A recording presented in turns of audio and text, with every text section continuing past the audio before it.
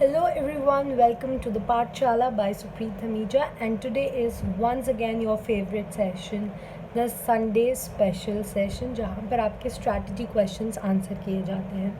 So let's begin and answer आज जो questions आए हैं. But before I start answering all your problems, you know what to do.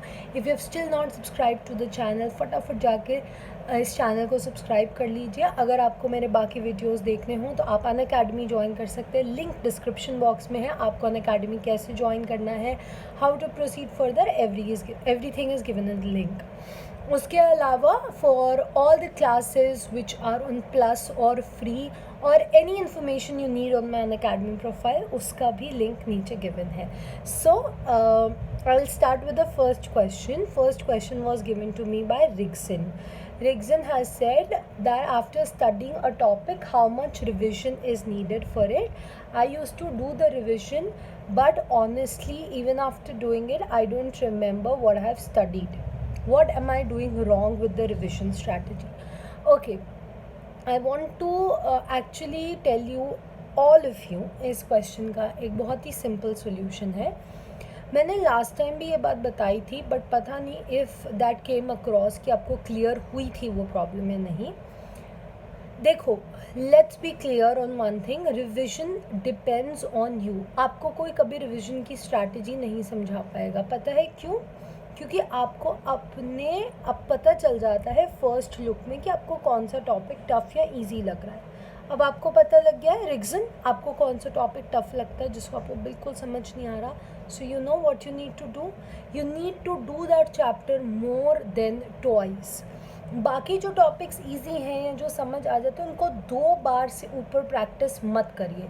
But जो topics tough हैं, जो topic समझ नहीं आते, you have to revise them again and again. मैंने लास्ट टाइम भी ये प्रॉब्लम डिस्कस करी थी, तब भी यही समझाया था. आई एम अंडरस्टैंडिंग कि आपको ऐसा लग रहा है कि आपका रिविजन फेल हो रहा है, मे बी बिकॉज आप बहुत ज़्यादा बर्डन ले रहे हो. ऑल्सो वन मोर थिंग, मैं आप लोगों को हमेशा जो समझाती आई हूँ, it does not depend on the quantity of preparation that you doing, it actually depends on the quality of preparation you are doing. So Rixon, maybe the fault in your preparation is कि आप quantity बहुत कर रहे हो but आपका quality less है. That is, you are not able to pick up your weak points, you are not able to pick up कि कौन से चैप्टर आपको अभी भी पढ़ने के बाद अभी आपको ज़रूरत है और करने की. आप अपनी ही खामियां नहीं पहचान पा रहे हो. आई think that's the worst problem that you're facing. It's not studies problem, it's not conceptual problem. क्योंकि अगर वो होता तो it would have reflected in your class performances, which it has not, absolutely not. So I think the only message I want to give you, Rickson, in particular is kindly be a little gentle towards yourself. मतलब अपने आप को थोड़ा सा इस तरह का motivation दो कि यू नो, लास्ट टाइम अगर मेरे 10 आए थे क्विज़ में तो आज मेरे 15 आने चाहिए, नेक्स्ट में 20 आने चाहिए, देन 25 आने चाहिए. समझ रहे हो? Target yourself according to that chapters. जैसे कि अगर आपको लग रहा है, for an example, let me pick up, if you are not understanding IR, suppose आपको ऑर्गेनाइजेशंस याद नहीं होते IR के, you know what to do, what is the method you need to adopt. आप उसको बार बार पढ़ो, सारा IR दोबारा मत पढ़ो. आपको रियलिज्म नहीं आ रहा, आपको थ्योरीज नहीं आ रही, आप उसको दोबारा पढ़ो. सो द प्रॉब्लम इज, ऐसा कभी नहीं होगा कि पूरा सिलेबस एक ही तरह से टफ लगेगा, ऐसा कभी नहीं होगा. Identify your weak parts. Again and again I want to tell you, please identify what is your weak part. Okay, next question is by Basumitra. I think she has asked me about books and authors, how to solve and how to remember the names of books and authors. क्या important है, क्या skip करना चाहिए, क्या chart बनाना चाहिए, what is the method you need to adopt. all right, so सबसे पहली trick books and authors के लिए I will give you what I used while my preparation. आप लोग जब पेपर सॉल्व करते हैं तो आपको हर पेपर में approx 3 question books and authors के मिलते हैं जो कि रिपीटेड नहीं होते.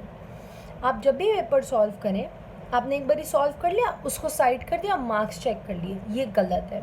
आप उस पेपर को एक बारी और दोबारा खोलो, अपने नोट्स निकालो, ठीक. उन नोट्स में आगे लिखना शुरू करो, बुक्स एंड ऑथर्स दिस। उस पेपर को रख लिया, उस कॉपी को रख लिया, फिर आपको पता है नेक्स्ट टाइम आपको क्या करना, हमने पेपर 2 उठाया, आपने फिर वो कॉपी उठाई, फिर बुक्स ऐड करी। आप जेन्युइनली इसमें कोई कोशिश नहीं कर रहे, एफर्ट नहीं डाल रहे कि मैं आज चलो बैठ के सारी बुक्स ऑथर्स ढूंढता हूँ। ये गलत तरीका है, आप ऐसा मत करो कि मैं आज बैठता हूँ ढूंढता हूँ सारी बुक्स एंड ऑथर्स, कहाँ से लिखूँ कहाँ से पढ़ूँ। No, what you need to do is just when you are solving anything, just when you are reading anything, मैंने आपको क्वेश्चन दिया है, आपको लगता है आपको ये बुक नहीं आती थी, आती भी थी तो क्या हो गया, लिस्ट कंपाइल कर लो, लिस्ट बनाते जाओ, make a list of the books एक ही जगह पर, and then keep on reading again and again. Books and authors किसी को भी याद नहीं होती completely because it is impossible. It is impossible to learn books and authors completely, right? बासुमित्रा, you understood what you need to do. आपको एक list create करनी है, जेन्युइन एफर्ट डालकर नहीं, बस एक प्रोसेस की तरह कि आज मैंने ये पढ़ा है तो इसमें से जो बुक्स मिली वो लिख ली, आज ये पढ़ा तो वो लिख लिया, कुछ जान के एफर्ट नहीं डालने हैं। कल्पना ने मुझसे एक रिक्वेस्ट करी है, it's not a strategy question, it is a request कि लास्ट वीडियो में आपने ये कहा था कि आप कैसे काम करते हैं, आप वो तरीका शेयर करेंगे, तो आप वो तरीका शेयर कर दीजिए। श्योर करना, I promise you after this video goes live in this week I will share the routine I use to study और I used to study and what I am using now when I am working. Alright, एक question आया था last video के नीचे, वो है दीपक का।